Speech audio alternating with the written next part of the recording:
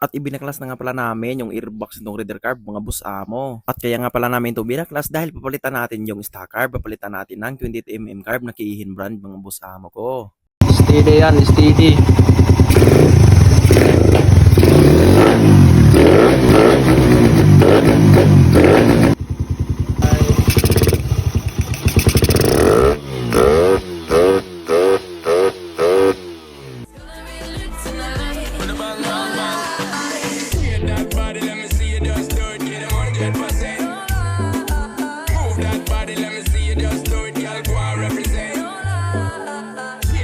Kaya ngayong araw nga pala mga boss amo, sasamahan nyo pala ako dahil for today's video magkakabit nga pala tayo ng 28mm na Kihin carb dito sa motor ni Tropa na all stock engine. Yan. Kita ko muna sa inyo yung ano natin. Curb. Alright. Ano yung size niyan, boss? 28mm daw. So, Kihin yung brand. Ayan, sobrang ulan. Ang problema, basang-basa tayo. Tumulo pa yung bubog natin. Pero okay lang yan mga boss. So, gawin din natin to ng paraan mga boss para makabit lang talaga natin tong curb na to. Kihin natin 28mm. Let's go, tono. So ang unang steps nga pala natin dito bago natin ikabit yung big carb mga boss amo, tatanggalin nga pala natin yung stock airbox pati yung carb natin mga boss amo dito. Kaya nahihirapan talaga tayo kaya tinulungan muna ako dito ni Trupa Boss Agong lang baon. At habang nagpapalos ng kamay ng carb dito sa reader carb mga boss amo ay biglang tumulo nga pala yung bubong natin dito dahil biglang lumakas nga pala yung ulan. Sobrang lakas ng ulan. Basa na mga boss, basa. So mamaya na namin ito gagawin mga boss amo kasi sobrang lakas ng ulan. Oh, baka mabasa yung card natin. So may hirapan na tayo magtono. So pasok muna tayo dito sa loob. Tapos, pasok sa dire. Gago!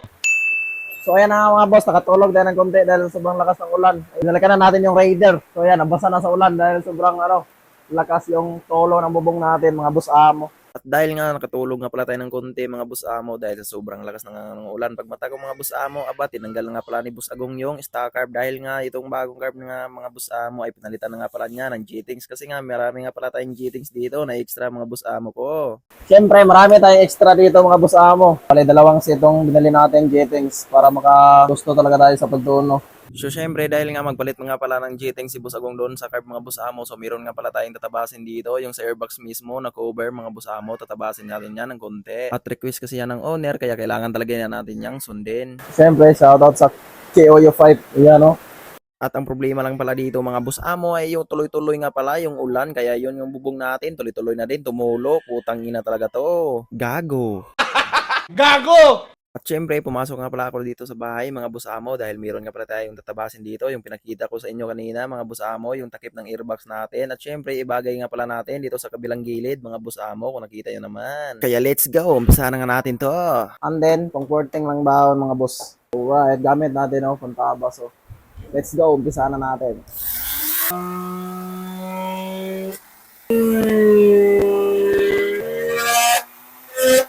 Yun no, aba syempre mga boss amo, hindi talaga nagtagal, natabas na nga pala natin mga boss amo ko, kung tingnan nyo naman, napakalinis talaga tingnan. At dahil hindi pa nga tayo kontento doon sa agi natin mga boss amo sa tinabas natin, aba syempre pinadaanan ko mga pala muna ng liha to mga boss amo para malinis talaga tingnan ito.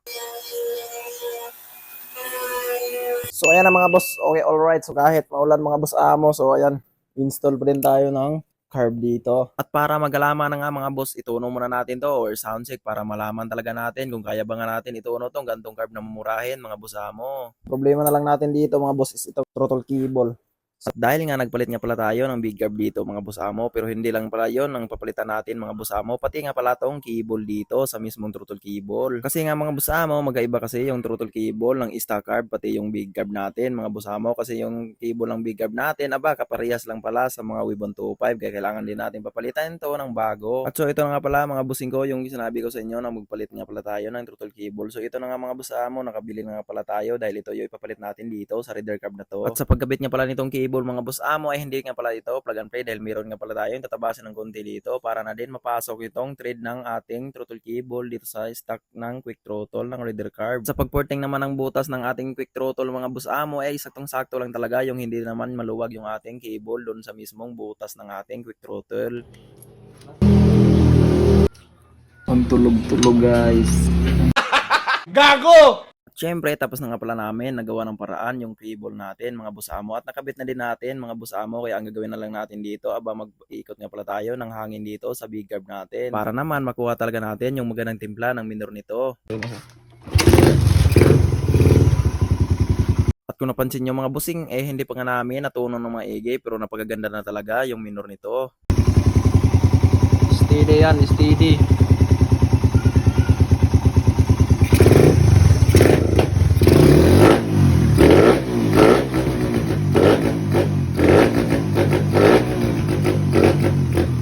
O diba, walang pugak yon. Mabuhay talaga si Boss Agong. Ha? Gago! Wala nang gas yan, kaya bumugak. Kaya no, kita nyo naman no.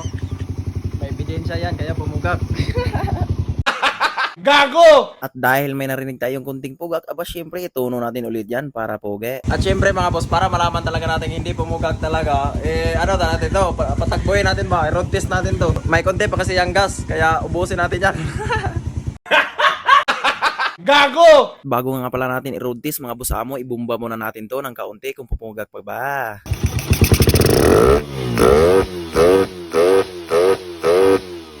O diba, wala na. Very good talaga.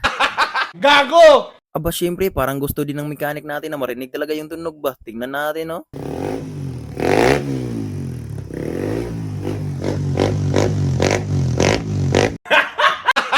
Gago!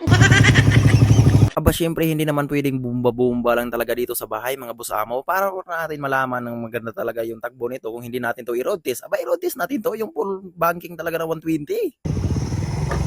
Ha? At sabi ni Boss Agong, iratrat daw natin para malaman talaga natin kung may pugak ba or wala na.